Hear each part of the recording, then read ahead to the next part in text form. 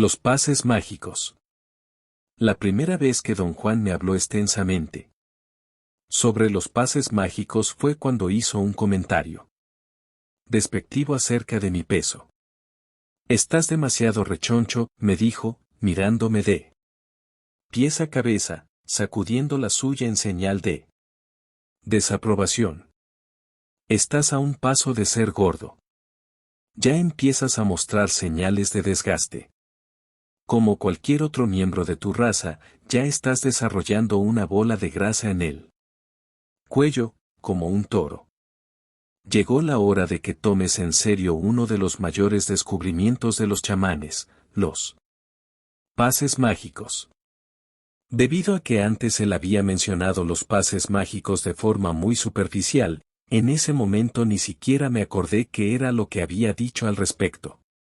¿De qué pases mágicos está usted hablando, don Juan? Pregunté, realmente molesto. ¿Cómo puedo tomarlos en serio si nunca he escuchado nada sobre ellos? Ahora te estás haciendo el tonto, ¿no es cierto?, dijo, con una sonrisa maliciosa. No solo te he hablado mucho sobre los pases, sino que ya conoces un gran número de ellos. Te los he estado enseñando durante todo este tiempo. Don Juan tenía razón, me estaba comportando detestablemente con él. Me había sorprendido con un tema que no esperaba, pero no era cierto que me hubiera enseñando pases mágicos durante todo ese tiempo. Protesté vehementemente como si mi vida y mi muerte dependieran de sus aseveraciones. No defiendas tu maravilloso yo con tanta pasión. Bromeó. No fue mi intención ofenderte, hizo un gesto ridículo con sus cejas en señal de disculpa. Lo que quiero decir es que tú imitas todo lo que hago, así que he aprovechado tu capacidad de imitación. Te he enseñado diferentes pases mágicos durante todo este tiempo y, tú, siempre has creído que lo que estoy haciendo es deleitarme haciendo crujir mis coyunturas. Me gusta la forma en que interpretas los pases mágicos, hacer crujir mis coyunturas. Vamos a continuar refiriéndonos a ellos de esta manera. Te he enseñado 10 formas diferentes de hacer crujir mis coyunturas. Cada una de estas formas es un pase mágico, idóneo para mi cuerpo y para el tuyo. Los pases mágicos a los que don Juan se refería, como él mismo lo había dicho, eran las formas en las que pensé él hacía crujir sus coyunturas. Solía mover sus brazos, piernas, torso y cadera de formas específicas, y yo creía que lo hacía para estirar al máximo sus músculos, huesos y ligamentos. Desde mi punto de vista, el resultado de estos movimientos de estiramiento era una sucesión de sonidos crujientes, los cuales siempre pensé que producía para asombrarme y divertirme, y sí, era cierto que me había pedido una y otra vez que lo imitara. De forma desafiante, me había retado a memorizar los movimientos y a repetirlos en mi casa hasta que pudiera hacer que mis coyunturas crujieran como las de él. Nunca logré reproducir estos sonidos, pero, inadvertidamente, había aprendido en definitiva todos los movimientos. ¿Por qué se llaman pases mágicos?, pregunté. No solo se llaman pases mágicos, dijo, son mágicos.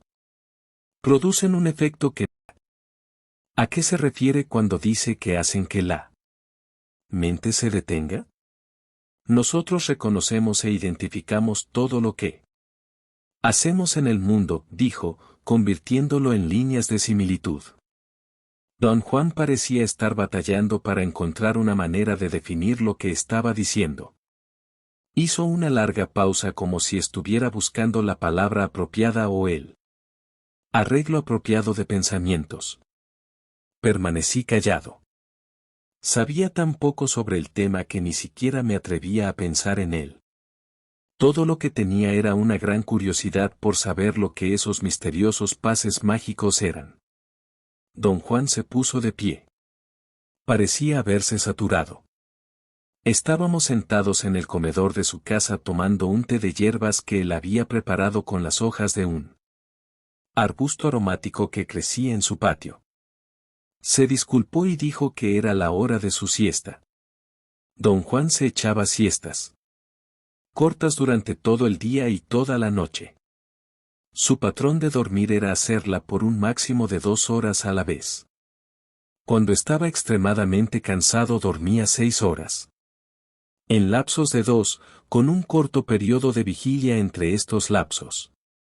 No volvimos a hablar sobre el tema de los pases mágicos por un largo tiempo. Un día continuó con su explicación y, para mí, fue algo repentino, pero no para él ya que parecía estar consciente de nuestra interrupción, de la cual me había olvidado por completo. Como ya te expliqué, existen líneas de similitud. Para los seres humanos, dijo, líneas de cosas que son similares o que están ligadas por algún propósito. Por ejemplo, si te digo la palabra, tenedor, tú pensarás de inmediato en una cuchara, un cuchillo, un mantel, una servilleta, un plato, una taza, un vaso de vino, sopa de albóndigas, banquete, cumpleaños, fiesta. Ciertamente podrías continuar casi para siempre nombrando cosas que están ligadas por un propósito. Todo lo que hacemos está atado de esta forma. Lo que a los chamanes les parece extraño, es que ellos ven que todas estas líneas de afinidad, todas estas líneas de cosas ligadas por un propósito, están asociadas con la idea que el hombre tiene de que las cosas no cambian y que son para siempre, como si fueran la palabra de Dios. No entiendo por qué habla sobre la palabra de Dios, en esta explicación, don Juan. ¿Qué tiene que ver la palabra de Dios con lo que usted está tratando de explicar? Todo. Parece ser que en nuestra mente el universo entero es como la palabra de Dios, absoluto e inmutable. Esta es la forma en que nos conducimos. En las profundidades de nuestra mente existe un dispositivo de control que no nos permite detenernos a examinar que la palabra de Dios, tal como la aceptamos y creemos que es, pertenece a un mundo muerto. Por otro lado, un mundo vivo está en flujo constante.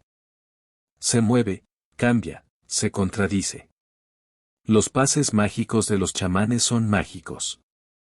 Porque al practicarlos, el cuerpo se da cuenta de que en lugar de ser una línea invariable de afinidades, es una corriente, un flujo. Y si todo en el universo es un flujo, una corriente, esa corriente puede detenerse. Se puede colocar un dique para detener o desviar su flujo. Las palabras de don Juan produjeron una singular reacción en mí. Me sentí extrañamente amenazado, pero la amenaza no era en sí una amenaza a mi persona, era, más bien, una amenaza a algo que estaba superpuesto en mí. Por primera vez, tuve la clara sensación de que don Juan estaba exacerbando, deliberadamente, una parte en mí que parecía ser yo, pero que realmente no lo era. Después de estar sumergido un momento en tal contradicción, me sentí totalmente confundido y me escuché hablar sin ninguna volición. Me escuché decir, pero, don Juan, ¿está usted diciéndome que cada vez que hace crujir sus coyunturas, o cada vez que lo imito, estoy realmente cambiando algo en mí? Ah, algo en ti, que no es realmente tú, está enojado. Ahora, me contestó don Juan riéndose. Experimenté otro momento de intensa contradicción interna. Algo en mí estaba sumamente enojado y, sin embargo, no podría haber sido yo. Don Juan me sacudió de los hombros con fuerza. Sentí cómo se sacudía mi cuello, moviéndose para adelante y para atrás, con la fuerza de su agarre. Esta maniobra me calmó de inmediato. Entonces, me hizo sentar en un pequeño muro de contención hecho de ladrillo. Invariablemente, había hileras de hormigas trepándose a este muro y, de hecho, nunca me gustaba sentarme ahí. Mi ropa se llenaba de ellas a uno instante. Siempre estaba demasiado consciente cuando las hormigas se me subían, pero, esta vez, no obstante, las hormigas interrumpieron su hilera en el momento en que me senté. Vi cómo se arremolinaban a los lados de mi cuerpo, como si a ambos lados de tu cuerpo, hasta que tu energía vuelva a la normalidad, o hasta que te levantes y te marches. Y, ahora, contestando la pregunta que tenías en mente en forma de una respuesta maliciosa, sí. Verdaderamente estamos alterando la estructura básica de nuestro ser. Le estamos poniendo un dique al flujo que nos enseñaron a considerar como una sarta de cosas inalterables. Con un tono de voz halagador, que no parecía ser mío, le pedí a don Juan que me diera un ejemplo de lo que significaba poner un dique a este flujo del cual hablaba. Le dije que lo quería visualizar en mi mente. ¿En tu mente? Es mejor que aprendas a llamarlas cosas por su verdadero nombre. Eso que tú llamas mente no es tu mente. Los chamanes están convencidos de que nuestra mente es algo ajeno que ha sido colocado en cada uno de nosotros. Acéptalo por el momento, sin más explicaciones acerca de quienes la pusieron en nosotros, o cómo la pusieron. Sentí otra oleada de la misma sensación amenazante que había tenido antes. Esta vez la sentí con más claridad.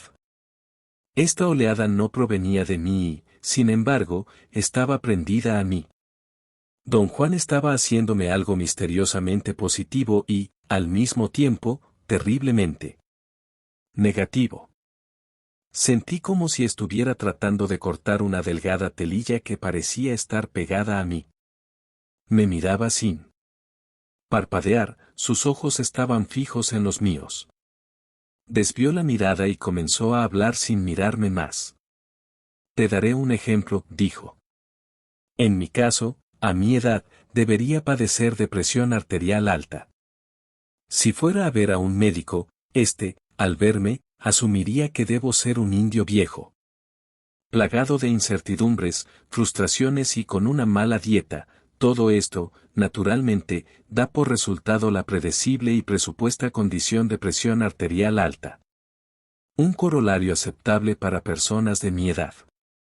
No tengo ningún problema de presión alta, no porque sea más fuerte que el hombre común y corriente, o debido a mi marco genético, sino porque los pases mágicos han hecho que mi cuerpo rompa con patrones de comportamiento que dan como resultado presión arterial elevada. Puedo decir, con toda certeza, que cada vez que hago crujir mis coyunturas, después de ejecutar los pases mágicos, estoy bloqueando el flujo de expectativas y comportamiento que a mi edad, normalmente, da por resultado presión alta. Otro ejemplo que puedo darte es la agilidad de mis rodillas. ¿No te has dado cuenta de que soy mucho más ágil que tú? Cuando se trata de mover las rodillas, soy un niño. Con mis pases mágicos pongo un dique a la corriente del comportamiento y a la parte física que hace que las rodillas de la gente, tanto de hombres como de mujeres, se vuelvan rígidas con la edad. Uno de los sentimientos más molestos que había experimentado jamás, era el hecho de que don Juan, aunque podría haber sido mi abuelo, era infinitamente más joven que yo. En comparación, yo era rígido, obstinado, repetitivo.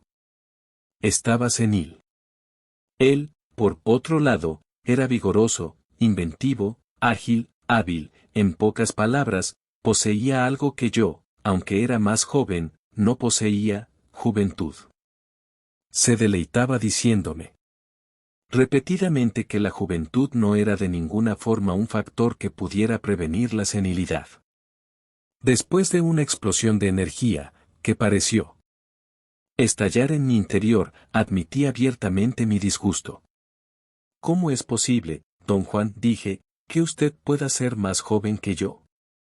He vencido a mi mente, dijo, abriendo grandemente los ojos, en señal de azoramiento. No tengo una mente que me diga que me llegó la hora de ser viejo. No honro acuerdos en los que no participé. Recuerda esto, para los chamanes no es un refrán decir que ellos no honran acuerdos en los que no participaron. Padecer los achaques de la vejez es uno de esos acuerdos. Nos quedamos callados por un largo rato. Pensé que don Juan parecía estar esperando ver qué efecto tenían en mí sus palabras. Lo que yo creía era mi unidad psicológica interna se desgarró aún más con una respuesta claramente contradictoria que provenía de mí.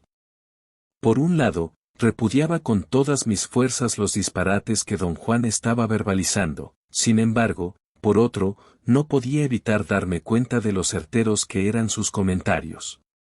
Don Juan era viejo, y, no obstante, no era en absoluto viejo. Era años más joven que yo. Estaba libre de pensamientos engorrosos y de patrones de hábitos. Recorría a voluntad mundos increíbles. Él era libre, mientras que yo era prisionero de innumerables patrones y hábitos, de consideraciones mezquinas y frívolas acerca de mí mismo, las cuales, sentí por primera vez en esa ocasión, que no eran ni siquiera mías. Finalmente, rompí el silencio después de recuperar un ápice de control sobre mis consideraciones contradictorias. ¿Cómo se inventaron esos pases mágicos, don Juan? Pregunté. Nadie los inventó, dijo con severidad. Pensar que fueron inventados implica instantáneamente la intervención de la mente, y este no es el caso con esos pases mágicos. A través de sus prácticas de ensoñación, los chamanes de tiempos antiguos descubrieron que al moverse de cierta forma, el flujo de sus pensamientos y acciones se detenía.